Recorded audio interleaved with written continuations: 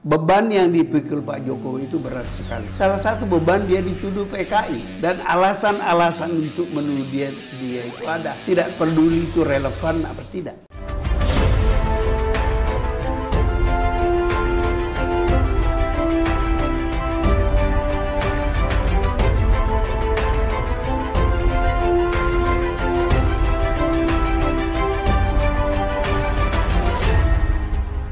Tonton video ini sampai selesai agar Anda tidak gagal paham. Sobat TMS Pusaka, kembali lagi bersama dengan kami untuk mengulas fakta-fakta perpolitikan dan juga informasi terkini di tanah air. Jokowi pernah dituduh oleh PKI. Refly Harun pun mengatakan memang bukan sebuah karangan tapi fakta paling. Pakar Hukum Tata Negara Refly Harun menyoroti mengenai tertuduhnya Jokowi sebagai PKI. Hal ini disampaikan oleh Profesor Salim Said. Refly Harun tengah mengundang Salim Said pada podcast yang berada dalam kanal YouTube pribadinya, dan akademisi itu mengatakan jika beban Jokowi sangat berat. Saya cuma mau bilang bahwa beban yang dipikul oleh Pak Jokowi berat sekali, salah satunya adalah beban yang dituduh dia sebagai PKI. Ucap Salim yang dikutip dari YouTube Refly Harun pada Kamis 23 Juni. Padahal tidak ada bukti yang jelas bahwa bapak dari Jokowi merupakan PKI, namun semua alasan selalu ada, entah itu relevan maupun tidak. Isu Jokowi sebagai PKI terus berembus karena tidak ada bukti dan klarifikasi antara kedua pihak. Jadi terus berjalan begitu saja sebagai isu. Kita tahu the ruling party-nya PDIP, dan kita tahu pastinya PDIP banyak pengaruhnya terhadap kebijakan presiden. Ungkap Refly. Watak PKI di masa lalu adalah menggunakan tangan kekuasaan secara langsung maupun tidak langsung. Refly mempertanyakan apakah ini yang menyebabkan Jokowi seolah-olah anti-Islam atau kanan. Dengan slogan-slogan yang tadi radikal, kadrun dengan aku Pancasila, seolah-olah ingin memecah begitu dan itu muncul. Memang bukan sebuah karangan, tapi fakta paling tidak sejak Pilpres 2014, Pilkada DKI 2017 dan Pilpres 2019. Jelas Refly Harun.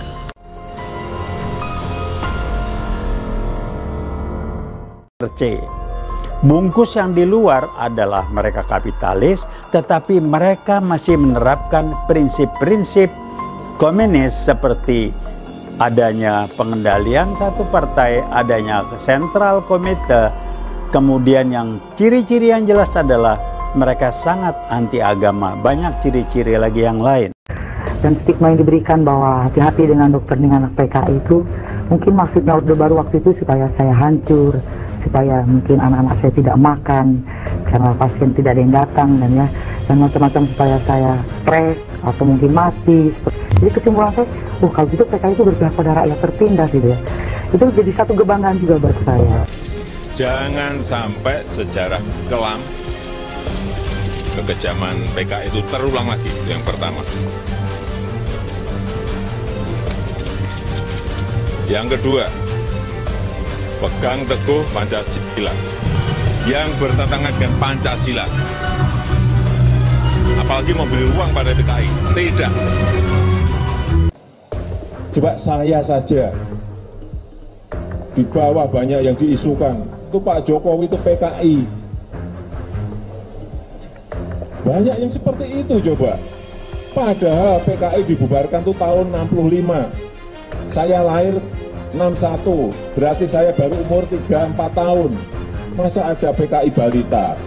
Wah, lihat di media sosial, Presiden Jokowi itu PKI. Coba.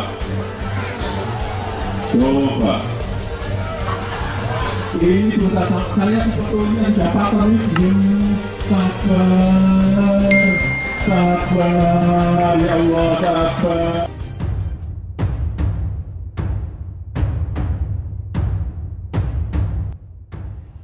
Dosen senior UI mengungkap banyak pejabat yang mendukung komunis gaya baru.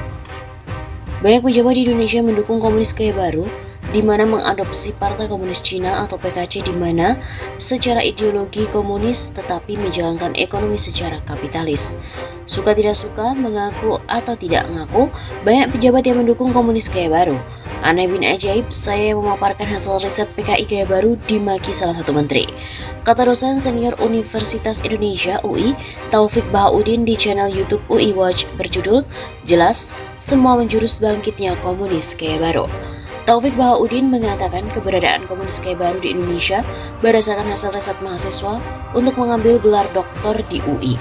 Komunis Gaya Baru ditampilkan olahan PKC, bungkusan di luar kapitalis tapi masih komunis seperti pengendalian satu partai, ada center komite. Ciri yang jelas adalah mereka sangat anti agama. PKI Gaya Baru berorientasi ke PKC, jelas Direktur Center Pengembangan Talenta dan Brainware UI ini. Menurut Taufik lagi, komunis Gaya Baru yang bergerak terus dan menyusup lembaga-lembaga pemerintahan, parpol dan sebagainya, tidak tampil langsung dengan menggunakan kepanjangan tangan melalui buzzer. Komunis Gaya Baru menyusup ke ormas-ormas Islam. Ciri-ciri yang harus disadari bahwa menjadi musuh besar PKI itu umat Islam dan harus dihancurkan, diperlemah dan diadu domba.